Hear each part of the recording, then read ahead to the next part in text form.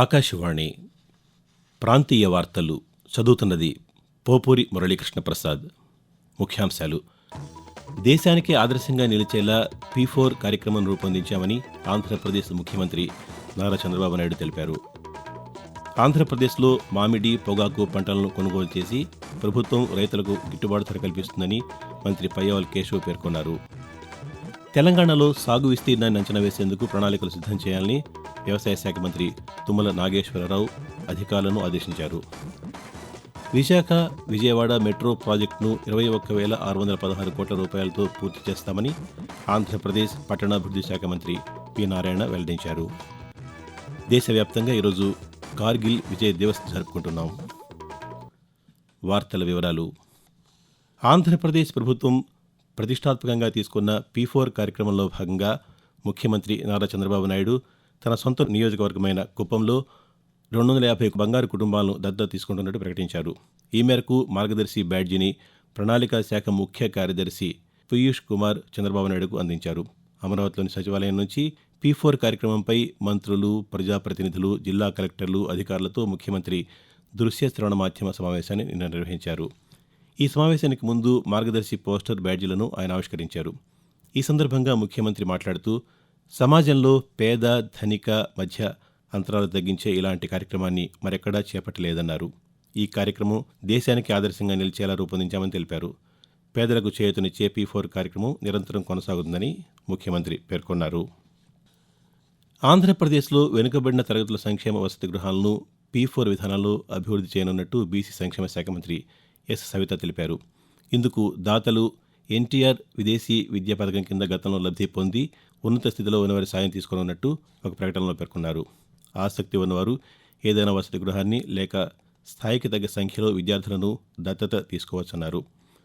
వసతి గృహాలకు ప్రహరీ నిర్మాణం, మరుగుదొడ్లు, మరమ్మతు పనులు, ఆరో ప్లాంట్ ఏర్పాటు వంటి పనులకు ఆర్థిక సాయం అందించవచ్చని తెలిపారు.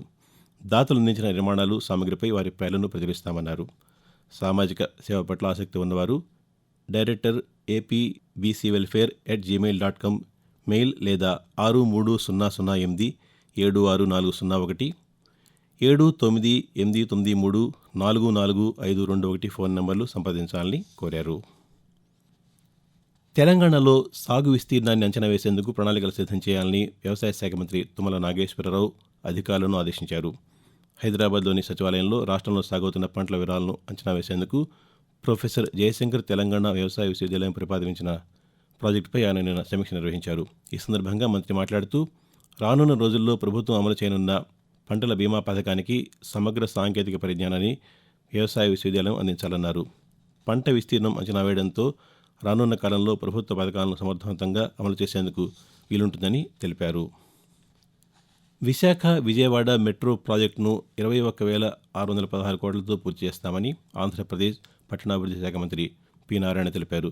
2 నగరాల్లో మెట్రో ప్రాజెక్టుకు సంబంధించిన సాంకేతిక సహకారం, డిజైన్లు, పనుల పర్యవేక్షణకు సిస్ట్రా, టిప్పా సంస్థలతో మంత్రి సమక్షంలో మెట్రో రైలు కార్పొరేషన్ అవగాహన ఒప్పందం నిన్న కుదుర్చుకుంది. ఈ సందర్భంగా మంత్రి పాత్రికేయులతో మాట్లాడుతూ విశాఖపట్నం మెట్రో తీసుకుంటే ఇది 42 స్టేషన్స్. ఫేజ్ 1లో 46.23 కిలోమీటర్లు, ఫేజ్ 2లో మరొక 30 కిలోమీటర్లు ఉంటుంది. దీనికి 11,495 కోట్లు ఖర్చు అవుద్ది. విజయవాడ ఫేజ్ 1లో కారిడార్ 1 పండిట్ నెహ్రూ బస్టాండ్ నుంచి గన్నవరం దాకా 25.95 కిలోమీటర్లు, పండిట్ నెహ్రూ బస్టాండ్ నుంచే పెనమలూరు దాకా 12.45 కిలోమీటర్లు. దీనికి 10,118 కోట్లు అవుతుంది. ఆంధ్రప్రదేశ్లోని కర్నూలు జిల్లా ఓర్వకల్లులో రక్షణ పరిశోధన అభివృద్ధి సంస్థ DRDO చేపట్టిన నేషనల్ ఓపెన్ ఏరియా రేంజ్ పరీక్షల్లో భాగంగా లాంచ్డ్ ప్రెసిషన్ గైడెడ్ క్షిపణి ULPGM-V3 పరీక్ష విజయవంతం కావడంపై ఆంధ్రప్రదేశ్ ముఖ్యమంత్రి నారా చంద్రబాబు నాయుడు సామాజిక మాధ్యమం వేదికగా హర్షం వ్యక్తం చేశారు. దేశ రక్షణ వ్యవస్థ వృద్ధికి దోహదపడడం రాష్ట్రానికి గర్వకారణమన్నారు. పరీక్ష విజయవంతం అవడానికి కారకులైన శాస్త్రవేత్తలను, ఆవిష్కర్తలను అభినందించారు. ఈ విజయం ఆత్మనిర్భర్ భారత్ నిజమైన స్ఫూర్తికి ప్రతిబింబంగా నిలుస్తుందని ముఖ్యమంత్రి పేర్కొన్నారు. ఆకాశవాణి ప్రాంతీయ వార్తలు వింటున్నారు. ప్రధానమంత్రి నరేంద్ర మోదీ తన మనసులోని భావాలను ఆకాశవాణి ద్వారా దేశ ప్రజలతో పంచుకునే మన్ కీ బాత్ మనసులోని మాట కార్యక్రమం 124 సంచిక రేపు ఉదయం 11 గంటలకు ప్రసారమవుతుంది. మన్ కీ బాత్ తెలుగు అనువాదం ప్రధాని ప్రసంగం అయిన వెంటనే ఒకసారి, రాత్రి 8 గంటలకు మరోసారి ఉభయ తెలుగు రాష్ట్రాల్లోని అన్ని ఆకాశవాణి కేంద్రాల ద్వారా ప్రసారమవుతుంది. దేశవ్యాప్తంగా ఈరోజు కార్గిల్ విజయ్ దివస్ జరుపుకుంటున్నాం. కార్గిల్ యుద్ధంలో భారత సైన్యం విజయానికి గుర్తుగా ఈ దివస్ నిర్వహిస్తున్నారు. 1999 జూలై 26న కార్గిల్లో భారత త్రివర్ణ పతాకం రెపరెపలాడింది. పాకిస్తాన్కు చెందిన ఉగ్రవాదులను భారత సైన్యం సమర్థంగా తిప్పికొట్టింది. కశ్మీర్లో పాగా వేయాలనుకున్న పాకిస్తాన్ ప్రయత్నాన్ని భారత జవాన్లు సమర్థంగా ఎదుర్కొన్నారు. పాకిస్తాన్పై భారత్ సాధించిన చారిత్రాత్మక విజయాన్ని స్మరించుకుంటూ, భరతమాత కోసం ప్రాణాలర్పించిన వీర జవాన్లను తలుచుకుంటూ ఈరోజు కార్గిల్ విజయ్ దివస్గా దేశమంతటా జరుపుకుంటున్నాం. ఆంధ్రప్రదేశ్లో మామిడి, పొగాకు పంటలను మార్క్ఫెడ్ ద్వారా కొనుగోలు చేసి ప్రభుత్వం గిట్టుబాటు ధర కల్పిస్తుందని ఆంధ్రప్రదేశ్ ఆర్థిక శాఖ మంత్రి పయ్యావుల కేశవ్ తెలిపారు. బాపట్ల జిల్లా పరుచూరులో సుపరిపాలన తొలి అడుగు కార్యక్రమంలో స్థానిక శాసనసభ్యులు ఏలూరు సాంబశివరావుతో కలిసి నిన్న ఆయన పర్యటించారు. ప్రజలకు ప్రభుత్వం అందిస్తున్న సంక్షేమ పథకాలను వివరించారు. ఈ సందర్భంగా పాత్రికేయులతో మాట్లాడుతూ లాభ నష్టాలతో నిమిత్తం లేకుండా పంటలను కొనుగోలు చేయాలని ప్రభుత్వం నిర్ణయించిందని ఆయన పేర్కొంటూ, అర్లీ పొగాకు సమస్యకి కొనుగోలు చేయాలి, లాభమా నష్టమా అనేటువంటిది చూడకూడదు. ఇవాళ కొనుగోలు కేంద్రాలు ప్రారంభించాం, ఆర్డర్లు జారీ చేశాం, జీవోలు జారీ చేశాం. 5 ఏళ్లలో కాదు, 10 ఏళ్లలో కాదు, 20 ఏళ్లలో కాదు, ఎప్పుడైనా ప్రభుత్వం బర్లీ పొగాకును కొనిద్దా అని నేను మిమ్మల్ని అడుగుతా ఉన్నా రైతులు. నేను డబ్బులుండి కొనట్లేదు తల్లి. అనంతరం డ్వాక్రా సంఘాల సభ్యులకు 4 కోట్ల రూపాయల చెక్కులను పంపిణీ చేశారు. వాతావరణం. ఉత్తర బంగాళాఖాతంలో ఏర్పడిన అల్పపీడనం వాయుగుండంగా బలపడి వాయువ్య బంగాళాఖాతం వైపుగా కదులుతూ నిన్న పశ్చిమ బెంగాల్, బంగ్లాదేశ్ మధ్య తీరం దాటిందని అమరావతిలోని భారత వాతావరణ కేంద్రం తెలిపింది. దీని ప్రభావంతో ఆంధ్రప్రదేశ్లోని పలు జిల్లాల్లో తేలికపాటి నుంచి మోస్తరు వర్షాలు కురిసే అవకాశం ఉందని వాతావరణ శాఖ అధికారి ఎల్ నారాయణ తెలియజేస్తూ, ఉత్తర కోస్తా ఆంధ్రప్రదేశ్ యానంలో మరియు దక్షిణ కోస్తా ఆంధ్రప్రదేశ్లో ఈ రోజు తేలికపాటి నుండి ఒక మోస్తారు వర్షాలు లేదా ఉరుములతో కూడిన జల్లులు అనేక చోట్ల కురిసే అవకాశం ఉంది. భారీ వర్షాలు 1 లేదా 2 చోట్ల కురిసే అవకాశం ఉంది. ఉరుములతో కూడిన మెరుపులు మరియు బలమైన గాలు గంటకు 40 నుంచి 50 కిలోమీటర్ల వేగంతో వీచే అవకాశం ఉంది. మరియు రాయలసీమలో ఈ రోజు మరియు రేపు తేలికపాటి నుండి ఒక మోస్తారు వర్షాలు లేదా ఉరుములతో కూడిన జల్లులు కొన్ని చోట్ల కురిసే అవకాశం ఉంది. ఉరుములతో కూడిన మెరుపులు మరియు బలమైన గాలు గంటకు 40 నుంచి 50 కిలోమీటర్ల వేగంతో వీచే అవకాశం ఉంది. మరోవైపు తెలంగాణలో ఈరోజు రేపు మోస్తరు నుంచి భారీ వర్షాలు కురుస్తాయని హైదరాబాద్ వాతావరణ కేంద్రం వెల్లడించింది. ఈ నేపథ్యంలో పలు జిల్లాలకు ఎల్లో అలర్ట్ జారీ చేసింది. బంగాళాఖాతంలో వాయుగుండం ఏర్పడిన నేపథ్యంలో మత్స్యకారులు సముద్రంలో వేటకు వెళ్లరాదని ఆంధ్రప్రదేశ్ హోంశాఖ మంత్రి వంగలపూడి అనిత సూచించారు.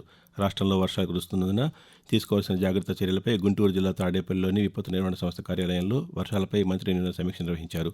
వాయుగుండం ప్రభావంతో శ్రీకాకుళం, విజయనగరం, విశాఖపట్నం జిల్లాలోని తీర ప్రాంతం వెంబడి గంటకు 40 నుంచి 20 కిలోమీటర్ల వేగంతో ఎదురుగాలు వీచే అవకాశం ఉందన్నారు. సముద్రపు అలలు 2.9 నుంచి 3.6 మీటర్ల ఎత్తు వరకు ఎగిసిపడే వీలుందని చెప్పారు.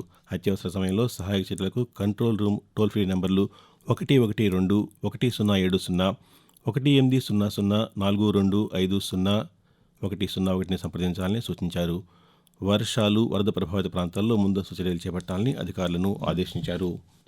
ఆకాశవాణి ప్రాంతీయ వార్తలు ముగించే ముందు ముఖ్యాంశాలు మరోసారి. దేశానికి ఆదర్శంగా నిలిచేలా P4 కార్యక్రమం రూపొందించామని ఆంధ్రప్రదేశ్ ముఖ్యమంత్రి నారా చంద్రబాబు నాయుడు తెలిపారు. ఆంధ్రప్రదేశ్లో మామిడి, పొగాకు పంటలను కొనుగోలు చేసి ప్రభుత్వం రైతులకు గిట్టుబాటు ధర కల్పిస్తుందని మంత్రి పయ్యావుల కేశవ్ పేర్కొన్నారు. తెలంగాణలో సాగు విస్తీర్ణాన్ని అంచనా వేసేందుకు ప్రణాళికలు సిద్ధం చేయాలని వ్యవసాయ శాఖ మంత్రి తుమ్మల నాగేశ్వరరావు అధికారులను ఆదేశించారు. విశాఖ, విజయవాడ మెట్రో ప్రాజెక్టును 21,616 కోట్ల రూపాయలతో పూర్తి చేస్తామని ఆంధ్రప్రదేశ్ పట్టణాభివృద్ధి శాఖ మంత్రి పి నారాయణ వెల్లడించారు. దేశవ్యాప్తంగా ఈరోజు కార్గిల్ విజయ్ దివస్ జరుపుకుంటున్నాం. ఆకాశవాణి ప్రాంతీయ వార్తలు ఇంతటితో సమాప్తం. తిరిగి 7 గంటల 5 నిమిషాలకు జాతీయ వార్తలు వింటారు.